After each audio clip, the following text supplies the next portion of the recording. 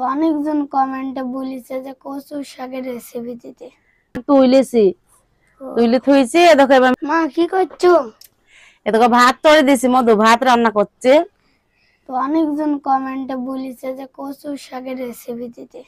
হ্যাঁ তুমি বলছেন না কাল রাতে দিয়ে দেখো তুমি তো স্কুল গেলে, এদিকে আমি শাক তুইলেছি, তুইলে থুইছি এদিকে এবার ভাজবো, বেচে শাক গোনা বেচে ধুই রসুন ঝাল কেটে রান্না করবো, তাহলে রান্না ঘুটবো করো ওটা। ঘুটবো। সবাই কেমন আছেন? আশা করি ভালোই আছেন, আমরাও ভালো আছি আলহামদুলিল্লাহ। তো অনেকেই বলেছেন কমেন্টে যে কচু শাকের রেসিপি দিতে, তো শাক এই যে তুলেছি, শাক এবার আমি বেছে ধুই রান্না করব, ঘুটবো শাকটা, ঘুটে আপনাদের দেখাবো। তো এই যে আমাদের বাসার কচুর শাক, আপনাদের অনেক আগে দেখেছি ভিডিওতে এর আগে, তো আজ আর তুলাটা দেখালাম না, বাসাটাই দেখাই আপনাদের।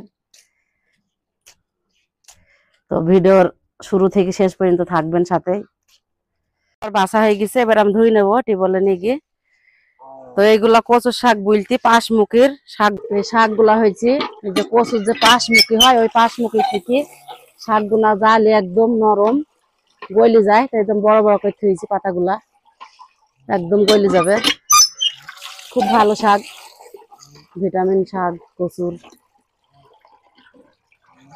দেখতেও সুন্দর, খাইতেও ভালো লাগে, স্বাদ অনেকটা শাকটা কচুর। এই পাতাগুলার মাঠের ছাড়া বাড়ির এই শাকের স্বাদ ভালো। শাকটা আমার ধোয়া হয়ে গেছে, এবার আমি রান্না করব।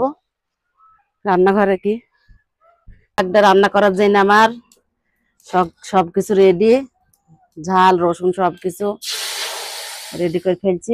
মোটা আমি অল্পই দিলাম, পরিমাণ মতো লবণ দেব, দিলাম। ঝালটা আমরা একটু বেশি খাই, বেশি করে দিলাম। পাকড়া রসুন দিলাম। এবার আমি কচু শাকটা দিয়ে দেবো।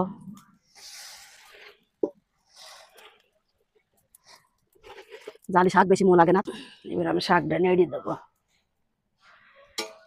অনেকেই দেখি যে শাক ঢেকে দেয় ঢাকনা দিয়ে, আমি ঢেকে নিই, ঢেকলে শাকের স্বাদ থাকে না। ডালও দিলাম না, অনেকে কলাই ডাল রান্না করে, আমরাও সময় করি। তো ডাল ছাড়া শুধু শাকটাই বেশি ভালো লাগে খাইতে, স্বাদ লাগে কচু শাকের। তো তেল পাওয়ার জন্য এবার আমি রসুনটা চাইছি নেবো, এই যে রসুন শিলের ওপর নিয়েছি, কিছুটা শাকে দেবো কাঁচা আর তেল পাড়বো। ছেঁচা রসুনটা কিছু দিয়ে দিলাম, আমি একটু আগেই দিই, তেল পড়ার আগে দিলাম, আমার সাথে কাঁচা কাঁচা কেমন একটা গ্যাস লাগে। এবার আমি চাইলের গুঁড়ো ছিটি দেবো, নেড়ি চেড়ি নামিনি তেল তৈরি, তারপর শাকটা আমি ঘুরবো। গুঁড়োটা দেওয়ার কারণ হয়েছে শাকটা মানে শক্ত শক্ত হবে, ফ্যাস ফেঁচে হবে না, এই জন্য। চাইলের গুঁড়োটা না দিলে শাকটা কেমন একটা পানি পানি হয়, ভালো লাগে না খাইতে। শাকটা আমার হয়ে গেছে, এবার আমি শাকটা নামিয়ে তেল পড়ে নেবো।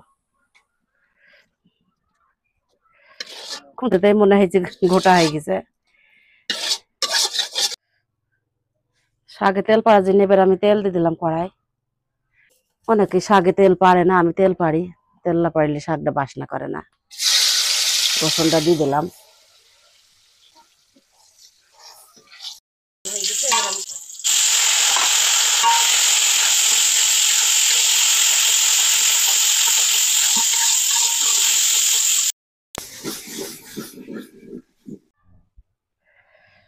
শাকটা আমার গোটা হয়ে গেছে, এবার শাকটা আমি নামিয়ে নেবো। দর হয়ে গেছে গোটা শাক, একদম মিলাপ।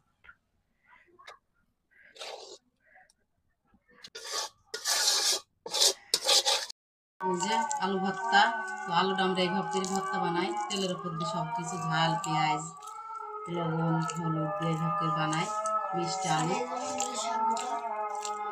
এর আগে দুদিন রেসিপি দিয়েছিলাম, তো আবার দিলাম। শাকের রেসিপি 2 বার দিয়েছি, আজকে ফের দিলাম, কারণ কমেন্ট অনেকজন বলেছে। তো সবাই ধৈর্য ধরে ভিডিওটা শুরু থেকে শেষ পর্যন্ত আমাদের দেখবেন, একটু কষ্ট করি, কষ্ট হইলেও একটু দেখবেন, বেশি কিছু আজ বলবো না। তো আমার ছেলেকে দিয়ে খেয়ে বলো শাক রান্নার আলুর ভর্তা কেমন হয়েছে, না বাপ খেয়ে বলো কেমন হয়েছে। লেবু, এই যে লেবু কাটা, শাক গোটা লেবু না নিলে ভালো লাগে না। খাও।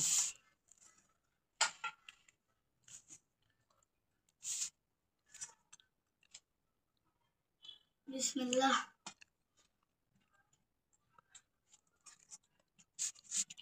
বন্ধুরা, খাবারটা আজকে ভালোই হলো, অসাধারণ একটি খাবার। তো সবাই দুপুরের খাবার খাবেন, সবাই ভালো থাকবেন, সুস্থ থাকবেন। আল্লাহ হাফেজ, টাটা, বাই বাই।